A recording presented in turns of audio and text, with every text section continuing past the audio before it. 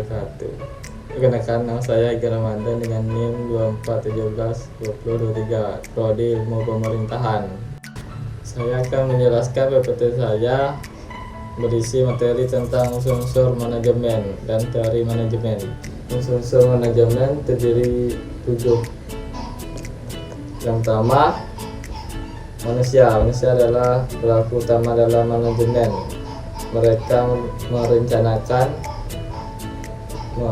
mengorganisasikan, mengarahkan, dan mengawasi jalannya kegiatan. 2. Tujuan. Tujuan adalah arah atau hasil yang diinginkan dicapai melalui kegiatan. Semua aktivitas manajemen diarahkan untuk mencapai tujuan tersebut. 3. Sumber daya. Manajemen memerlukan berbagai jenis sumber daya untuk mencapai tujuan, antara lain: 1. Sumber daya manusia. 2. Sumber daya material. 3. Sumber daya keuangan, sumber daya informasi. Yang keempat, metode. Metode atau cara adalah teknik yang digunakan dalam menjalankan aktivitas manajemen agar lebih efisien dan efektif. 5. Organisasi. Organisasi adalah sistem atau struktur yang mengatur hubungan antar individu dan antar bagian dalam sebuah perusahaan atau lembaga. 6. Waktu.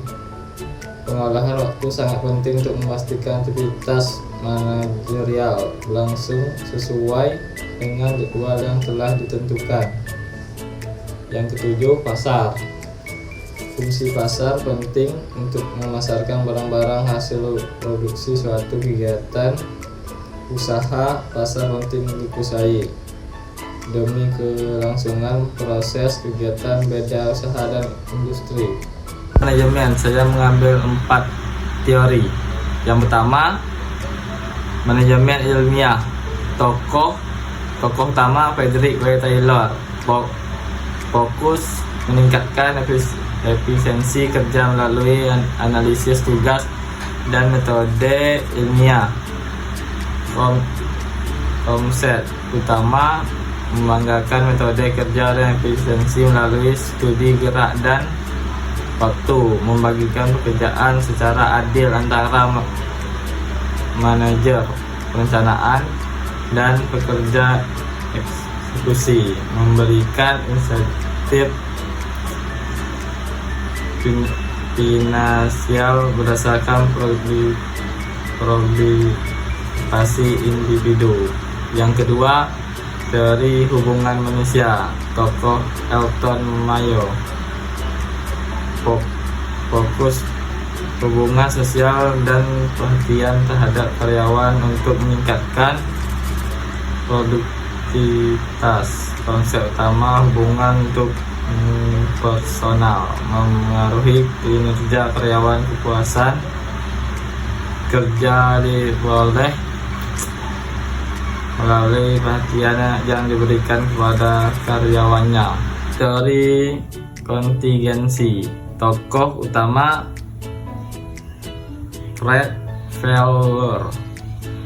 Fokus, tidak ada satu pendekatan manajemen yang cocok untuk semua situasi, harus disesuaikan dengan kondisi organisasi. Konsep utama gaya kepemimpinan, harus disesuaikan dengan tugas lingkungan dan anggota tim. Yang keempat, teori 2 faktor. Tokoh utama Frederick Herbert. Fokus faktor yang mempengaruhi kepuasan dan ketidakpuasan kerja. Konsep utama faktor urgensi, kondisi kerja, gaji, hubungan antara pekerja. Faktor motivator, pengakuan, tanggung jawab, dan pencapaian. Perencanaan atau planning adalah salah satu fungsi utama dalam asas-asas manajemen. Perencanaan melibatkan penentuan tujuan organisasi, strategi untuk mencapainya, dan pengembangan rencana kerja dan teori organisir. 1. Satu, definisi perencanaan. Perencanaan adalah proses sistematis untuk menentukan apa yang harus dicapai, bagaimana cara mencapainya, sumber daya yang dibutuhkannya, serta langkah-langkah yang harus diambil untuk mencapai tujuan tersebut. 2. Fungsi perencanaan. Perencanaan berfungsi sebagai panduan bagi organisasi atau individu untuk menentukan arah yang jelas, mengantisipasi hambatan dan risiko, mengoptimalkan penggunaan sumber daya, mengukur keberhasilan berdasarkan tujuan yang telah ditetapkan. 3. Tahapan perencanaan. 1. Menentukan tujuan, menetapkan tujuan spesifik, struktur, dapat capai, relevan dan berbatas waktu. 2. Menganalisis situasi, memahami kondisi internal dan eksternal yang memengaruhi pencapaian tujuan. 3. Menentukan alternatif strategi, mengembangkan beberapa pendekatan untuk mencapai tujuan. Yang keempat, memiliki strategi terbaik, memiliki alternatif yang paling efektif dan efisien. Yang kelima, merencanakan tindakan, menyusun langkah-langkah detail untuk implementasi.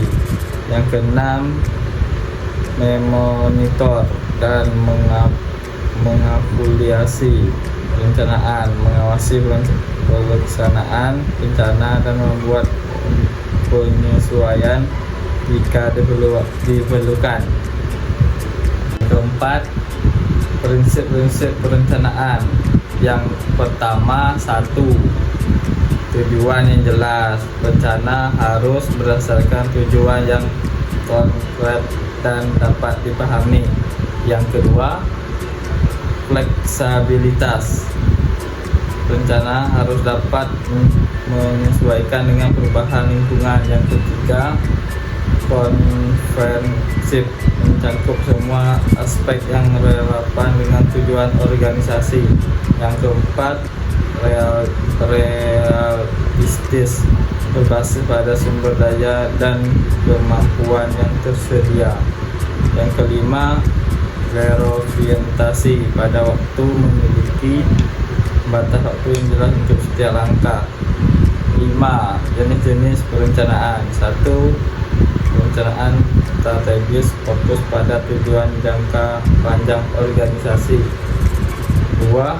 Perencanaan taktis, mendukung perencanaan strategis dengan rencana jangka menengah. 3.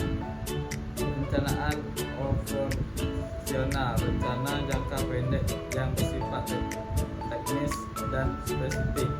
Selanjutnya yaitu pengawasan. Pengawasan adalah salah satu fungsi yang penting dalam manajemen, yang bertujuan memastikan bahwa semua kegiatan organisasi berjalan sesuai rencana, standar, dan tujuan telah ditetapkan. Fungsi ini mencakup pengukuran kinerja, evaluasi, serta pengambilan tindakan korektif jika diperlukan. 1. Definisi pengawasan. Pengawasan adalah proses pemantauan, pengukuran, dan penilaian atas pelaksanaan rencana untuk memastikan bahwa tujuan organisasi tercapai secara efektif dan efisien. Yang kedua, fungsi pengawasan. Yang ke-1, memonitor pelaksanaan rencana. Yang kedua, membandingkan dengan. 3. Mengidentifikasi deviasi. Yang keempat, mengambil tindakan korektif. Yang ketiga, tahapan dalam proses pengawasan. 1. Penetapan standar kinerja. 2. Pengukuran kinerja. 4. Evaluasi kinerja. 5. Tindakan korektif. Yang keempat, Jenis pengawasan: 1. Pengawasan preventif. 2. Pengawasan berjalan. 3. Pengawasan korektif. Yang kelima, prinsip-prinsip pengawasan. Yang pertama, tepat sasaran. Yang kedua, fleksibel. Yang ketiga, ekonomis. Yang keempat, mudah dipahami. Yang kelima, berorientasi pada hasil.